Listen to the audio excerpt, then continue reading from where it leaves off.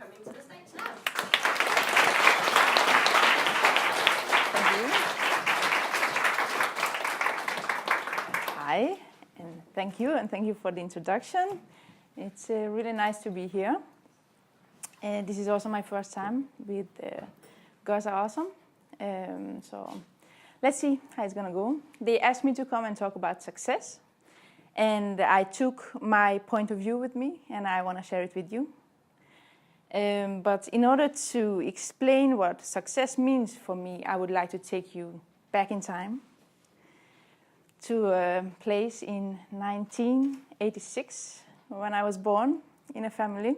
And as you could hear, I have some siblings.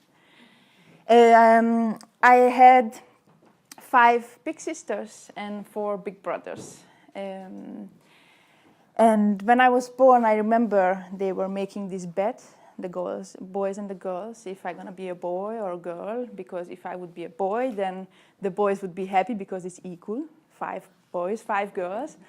If I would be a girl, then the girls would be really crazy happy because they are the winners then. And that's the power. I ended up being a girl. But if I'm looking back to my childhood, actually, my brothers won also a little bit. I grew up in an environment in Hungary, in a city, in a 64 square meters apartment with many siblings, which means you never have alone time. You always have to share. But it's also really cool. I always say to people, like, it's kind of a big party to grow up in such a huge family, because there's always someone around you. Your brothers are always taking you to football matches, and you can sit on a bike and they take you meeting with their friends. And that's how I grew up, always outside. If it was winter, I was outside because it was snowing, so I could build all the kind of things. If it was summer, I was outside because it was too warm, so we were playing around with my friends, building all kind of stuff on the trees, climbing trees, playing football, biking, skateboarding, all kind of stuff. So I didn't really have Barbie dolls. When I was 5 years old, our life changed a little bit. We lost our dad because of cancer. So my mom was an alone parent. It was okay because my elder brothers and sisters could help her. But it was really challenging for us as a family because we lost our dad, and we also lost, we lost a lot. So it made our life a little bit more challenging. This was in 1991, really, really long time ago. So I grew up surrounded with all these awesome brothers and sisters. They took care of me. And in 1992, I started school. And it was really fun because my mom, she wanted me to use my energy on something when I finished school. I had 3 options: ballet, playing on piano, and then kickboxing. I have to say that my siblings influenced the decision. So my mom took me to my first kickboxing training. It was in 92 when I first time went to my really first training. And I have to say, I fell in love with it. From the very first moment, I felt I was home. I felt that I can do something here. So my training mates, they became my second family. Like I didn't have enough sisters and brothers, but they became my family. My training camps I had during the summertime, they were my summer holidays. We could never afford actually to have like a family holiday. So those training camps were my holidays those days. So I grew up in that competitive environment at some point, because when you train and you see others competing, fighting for different kind of titles and winning championships, that motivates you a lot. I come from a family where we didn't really talk about ambition or setting goals or what do you want from life. It was never a topic for us, because my mom, she's awesome, she's my hero. And she was also really early and young when she had my big brother. So she didn't have the chance probably to make a career and those kind of things. So I never really learned that from home. But I learned that from kickboxing. Growing up, fighting, seeing others achieving things that helped me to see, okay, what can success mean? In 1993, I won my first gold medal in kickboxing. And that was also the time when the end of my first school year ended. That was, I remember, the first when, as I can, if I'm thinking back, that was the first time when I set a goal. It was really funny. In Hungary, when we finished school, elementary school, the 8th grade students, they have like a ceremony. They go around the school, all the classes. There is like music, they're singing, they're going around in the school. Their family is there, they're coming with flowers, and they're really proud of them that they finished the elementary school. And all the other students of the school, they are sitting in their classrooms. And in the classroom, there's a TV. And through that TV, you can see live what's happening in the sport hall with the 8th grade students. So I'm sitting there, finishing my first year in school, and I'm watching the TV, and I can hear the principal talking, and I can see that he's giving out books because there were so many good students and achievements during the year. And I can see the last thing he does, he's taking like a trophy from the table, and then he starts explaining, describe the person who will receive that trophy. And then he says like, that person is doing more, achieving more, focusing a lot on studies. The person is really good, has really good grades, a really good student. But on the other hand, the person has also achievements in sport, a great athlete. And I was thinking like, that sounds cool, sounds like me. So, and then he handed over the trophy to a student. And that was where I was like, okay, I'm going to get that next year. So I made a plan, which was studying really good, getting like good grades. And I also started competing more and more in kickboxing, and I also participated in all the running events we had in school, and whatever they could just take me, because I was really like a sporty girl. And I did that for a year, and then end of the second year, sitting in the classroom, watching the TV, waiting for the principal, saying my name, so Katalin, you can come and pick up your trophy. And I'm sitting there, and then he's saying someone else's name. And I'm thinking like, what went wrong? I mean, I had a plan, I was a good student, I did everything in sport, it was not enough. Okay, what do I do next year?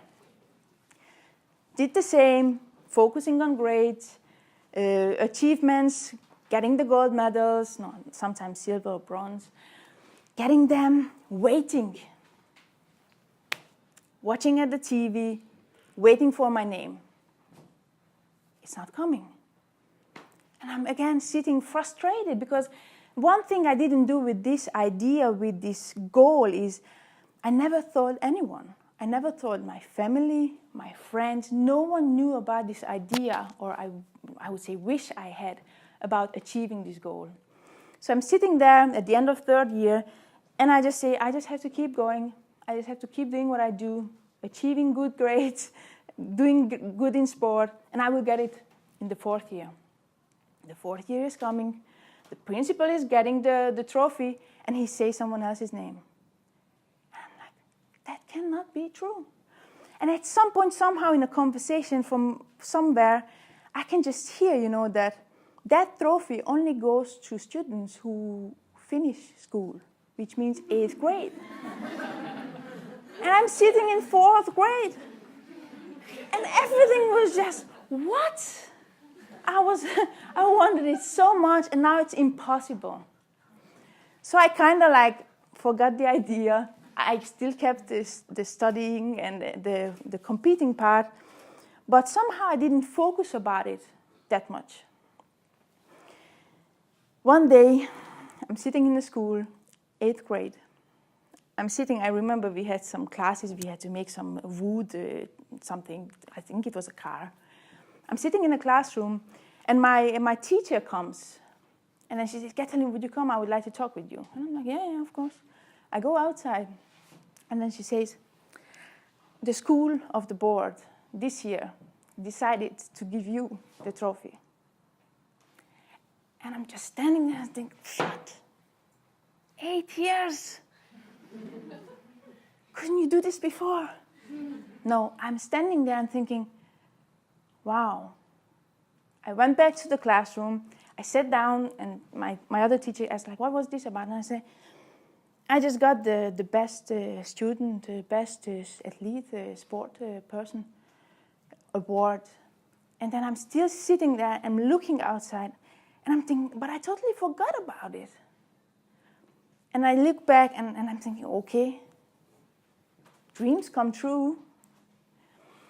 And then the ceremony is coming, 8th grade is totally ready, nice clothes on, family is up, going around the school, the music is on, we arrive to the sport hall, and we sit down and hear all those exciting talks. And I'm looking at the table, like there are like piles of books standing there. And as soon as he starts giving out the books, I can see my trophy. It's like coming and coming and coming and coming. And then he reached towards the trophy. He took his little piece of paper, the thing I've seen a million times. He started reading the text, which was on the paper. And then he says, like, this year, the trophy goes to that person who was focusing on good grades, great achievements in sport. And that person is Katalin Konya. So I'm standing up, going towards him, getting the trophy, looking at it, going back, sitting down, and I'm looking. And I'm thinking, I have it. That was the first time when I really achieved something I really wanted. And the funny thing was that after so many years, I felt like it's not going to happen because I worked so much about it and so hard in the beginning, and I forgot about it, and suddenly it came. And it was right on that same beautiful day when I had all my family members and my mom standing up there. So it was really nice. So I was competing a lot in kickboxing, and I did that for many years. I won many fights. I also lost many fights. I had times when I said, okay, I quit. I don't care. I quit. Crying, being pissed, all these feelings during those years. 2005, I have a national championship in my city. And by that time, I didn't really like fighting in front of my family because I was really like, oh my God, they're gonna see me, and I was nervous. But that time, the championship was in my city, and the winner of the championship would go to the World Championship, which that year was held in my city. So I was like totally focused, like this is it. I was training for this. I have to have it. My family came, even my classmates, my teachers were there, the pressure was there, and I was fighting. I got into the final. I had the final. We had equal points, so there was an extra time in the final, and I lost. And I remember sitting on the floor after the fight, crying. My trainer is coming and say, okay, get up. We just have to keep going. And I'm like, no, it's enough. It's a shame. I lost in front of my friends, my family. I mean, my family, they sacrificed so much. We didn't have a lot, and they used so much money on helping me, traveling around and fighting. And I'm just a huge disappointment. Of course, they didn't think about it like that. It was me. So the week after, Monday, I went to the training. I stood in front of my trainer, and I said, I quit, I stop. And then he's looking at me. I was also crying, of course. It's like breaking up. I mean, after so many years, 90 years. I mean. And then he says, like, no, it was just a fight. You just lost a fight. You have to come back and train harder and keep going. I said, no, I don't want it. And I started beating up myself. I started beating up that I was not good enough. That's why I lost. And I was so good in that I stopped fighting for 8 years. I didn't compete in any competition for 8 years. And during that 8 years, yes, I stopped fighting, but there was no day when I didn't have an idea, a picture of me standing on the top of the podium at the World Championship. I stopped training, but I never stopped dreaming. Because I experienced already one thing. I saw myself when I was 6 years old. I saw myself standing with that trophy in the school, a million times. And I just knew if I keep doing that, it will happen. So I never stopped dreaming about it. Sometimes I had so much dreams that I was like close to cry. It was so much feelings in it. So meanwhile, I moved from my city to Budapest because of my studies. And from Budapest, I decided to move to Denmark. That happened 10 years ago. And after a few years here in Denmark, I started like, okay, should I go back and try to do that again? I started boxing, not kickboxing, but boxing. I was competing a little, but it was not the real thing. I could feel that those kicks are missing. So a lot of, I can say coincidences happened. And then I met a person who told me that he would like to train me. So I went to the first training in Jylland. And then after the first training, he told me like, let's have a talk. And I said, yeah, okay. And he's like, what do you want to achieve? And I, like straight away, I want to be a world champion. And he just started the club. That was his first thing. He was like, okay, he gave his hand and he said, yes, I will do everything so your dream can come true. I worked my ass off. I trained so much. Sometimes people like, okay, how can you do that? I trained sometimes like 2 times a day, waking up 5 in the morning, Denmark, cold winter, bike, going to training, train, going home. It's not fun. It's not always fun. But I had that idea, I had that picture in front of me that I wanted. So you have to work your ass off. You have to do things you don't want to. But those small, little, tiny steps will get you there. So I trained really hard, and then one day my trainer came to me and said, like, I was invited to fight the World Championship. And I was really happy. I was really excited, and I started training even harder. So we went to the World Championship. I had the fights, the semifinals, the quarterfinals, the semifinals, and then I was in the final. And then I fought the girl. The fight was actually stopped before time. It's not because I was so good, but it went pretty good. So she gave up, but I knew that I would win it. I was so certain about it that it cannot go another way. So I did that, I won, and I remember, winning. And I also remember my dreams before, because in my dreams when I was thinking like I'm going to be a world champion, it was fireworks and woo-hoo-hoo. And then when I was there, I was just like, that's it. I'm tired. Where are the fireworks? And but of course I was really happy. I was really happy. And I also remember like I had this crazy like yelling, like all my pain and all those years I had through those 8 years, that way of thinking about I'm not being good enough and telling myself that I was not good, it just came up and I was just yelling. And then of course we were jumping in each other's neck, and it was a huge, huge relief for me. And then we came home, and it was really exciting. We were a little bit in the TV and our newspapers. And then I felt empty. And I'm like, hello, you just won the world championship. Why do you feel empty? I felt guilty about feeling empty by achieving something. And I was like, what the hell is going on? And then one of my friends gave me my own medicine. During the days, I help people to achieve their dreams and goals. So the person gave me my own medicine and said, why don't you just set another goal? And I'm like, yes. So what could be my other goal? So I decided to defend my world championship. It's not a title, but yeah, let's say a title next year. And we did that. And I went there third time as well.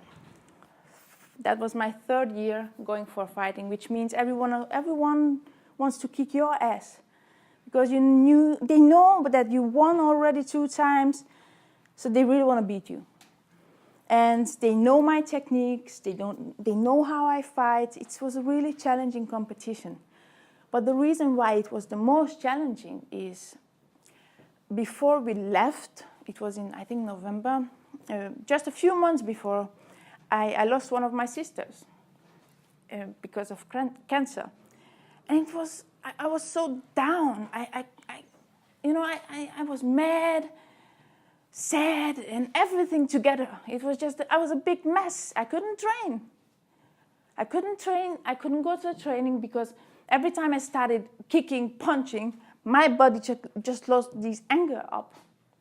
I told my trainer at some point, I don't want to spar with other people because I'm scared that I get so pissed that I hurt someone. And I don't want to do that. But I kept still training. And I was not sure I should go. Because I always said, if you want to go for fighting, you have to be mentally ready. And I was not. And then my trainer gave me a pep talk. He knew exactly what to say.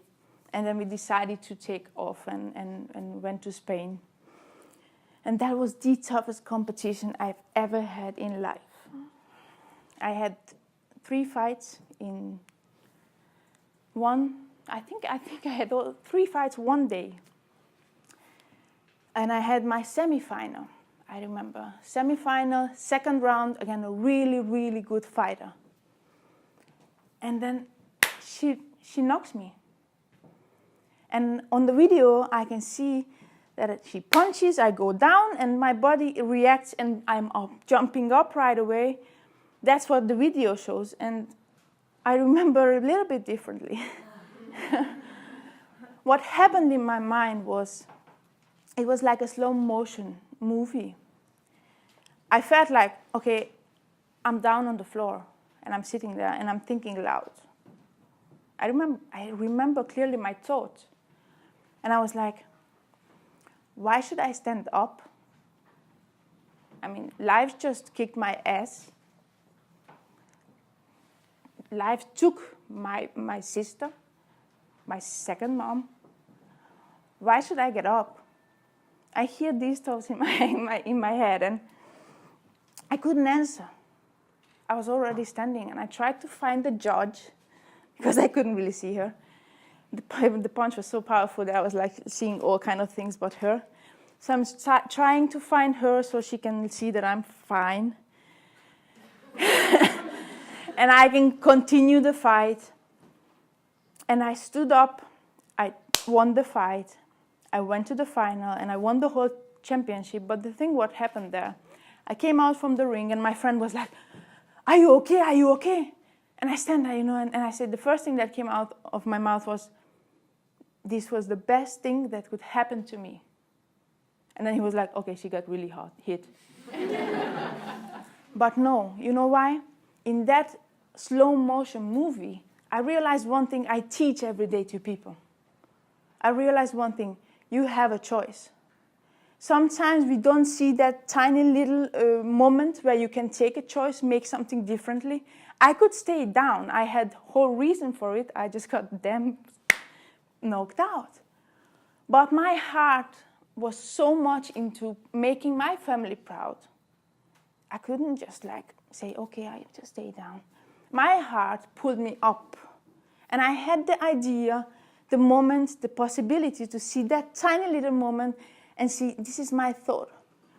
And I was pissed in that thought. I asked myself, why should I stand up? You know why I asked that? Because she didn't take any treatment for cancer. She didn't. She decided to not give up, but no fight. So why should I fight? She loved seeing me fighting. She loved that. Why should I fight if she didn't? That was my ego talking to me, because I wanted her being there. But on the other hand, my heart pulled me up and said, you have to do it for her. And I did. At the end, we won and we came home and we celebrated and everything. But that little simple moment and the whole story, I would like to say you, my definition of success is you keep going and fighting. Fighting when you feel you can't do anymore. Keep going when people tell you you can't do that. Dreaming about it, what you want, and keep doing the everyday things. So one day you can sit with that idea, the dream you have. It will take time. Sometimes you will be like, I don't give a damn. I don't want this. But if you keep repeating it and repeating it, that's what happened with me when I was a little kid. For 4 years, I worked my ass off. And it became my mentality. It became natural for me to get good grades and fight. After that, I didn't have to think about it. And it ended up getting what I wanted. And that's what happens. Use your heart all the time. Success is about you going through fire. Go for what you want. That's my definition of success. That you believe that you can do it. So, what to do in order to reach success? Work hard. Do the things others wouldn't do. Keep people around you who can give you an example. I'm sure if I would sit down with each and every one of you, you could tell me so much about success. You could teach me so much. And I could get inspired from you. So find what makes you happy. Find what you want to do and go for it. Never stop dreaming and never stop fighting for it. That's my definition of success. Thank you.